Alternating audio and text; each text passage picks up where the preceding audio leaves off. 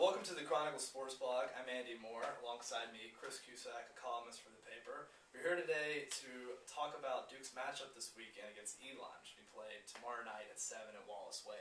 So Chris, right off the bat, what should we expect on the offensive end of the ball in the game? Well, Sean Renfree is obviously the big story. It's his first collegiate start.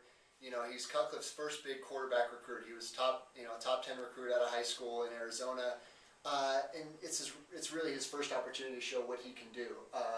But he's coming off a big torn ACL, and that'll be really interesting to see how he can react to that. Yeah, it was one of the more devastating injuries any athlete can face, and he hasn't seen game time since then, obviously. He's actually said this week what he's most concerned about is that first hit, because he's been at practices where they aren't going 100%. He's wearing that red shirt, so nobody can hit him. So, well, why don't they show him a copy of the longest yard? I mean, the offensive line can just drop right down. You can get hit on the first play, and they'll be ready to go. Well, there we go. David Cutcliffe, I hope you're listening. Moving on, let's talk about the running game a little bit. Running game the past couple of years, well, there's really no nice way to say it. It was pretty awful. It ranked dead last in the FBS last year. And when Cutcliffe was actually asked about the running game the past 2 years, he said, "What running game?" But the coaching staff feels that it has a little bit of promise this year, and most Duke fans do too. This will be the second year of Desmond Scott as a starting back. Last year he had some playing time as a true freshman. He has a year of maturity under his belt. He's a little bit bigger. He's a quick, elusive back who I think could have a pretty good game against Elon.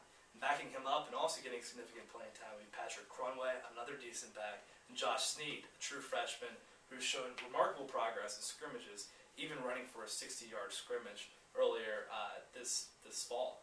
And, you know, part of the issue with the running game last year was on the offensive line. There were so many issues there. They were all undersized, and they really weren't very good against bigger, badder ACC teams. But this year, 4 of the 5 starters returned. They've put on more weight, and we'll see. I think they'll be able to get a bigger push downfield and maybe open some holes for the running game. But to be fair to those guys, they were really good with the pass. They blocked really well for Thad. He was barely ever touched. And I think they've shown some promise there. Also helping Thad last year were his receivers. Last year we saw Donovan Varner turn into one of the elite receivers in the ACC. He's actually preseason first-team All-ACC this year. Not something many Blue Devils can say in the past few years. And beside him, his former high school teammate, Connor Vernon. And both of them will have very high expectations this year from Duke fans. Not joining them this year will be Johnny Williams, who actually, last time we saw him at this time of the year last year, was torching Richmond. He had 150 yards receiving, but he's made the move to cornerback just because there's so many top receivers on Duke right now. Yeah, this has been a really interesting story to follow because there's so many great receivers that Duke has. After the Varner and Vernon, Austin Kelly, and they have a whole host of freshmen who come in who are just great and ready to get the ball already. But Johnny Williams and Coach Cutcliffe don't necessarily seem to see eye to eye that much. In fact, Cutcliffe last week said, Johnny's one of those guys that gets out of the gate and doesn't finish the race. His big challenge is going to be to finish the race, get it done. And that'll be really key for Williams as he goes into being a quarterback. He's listed as a reserve, but he'll get plenty of playing time and a chance to earn a starting job as the season goes on.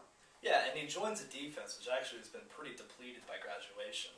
It saw Katron Gainey leave, Leon Wright, who I think a national audience probably saw return those 2 interceptions for touchdowns last year, as well as Vince Ogabasi. It's going to be interesting to see who steps up and replaces those guys, especially their leadership, because those guys, anchored that defense. And I think that we're going to see Damian Thornton step up. He's a massive guy who's also a very good linebacker.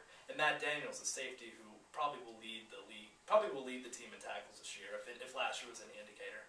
And they'll be tested right off the bat by Elon's quarterback, Scott Riddle. He's a 5th-year senior. He started for 4 years, or this will be his 4th year starting. And last year he threw for 23 touchdowns and just 7 interceptions.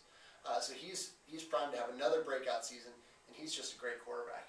Yeah, Cutcliffe has said that he will be one of the better quarterbacks Duke faces this year. And also, Cutcliffe has said that Elon is not a team to be overlooked. Some people feel that Duke may have overlooked Richmond last year. We saw that happen. So don't overlook the FCS schools, guys.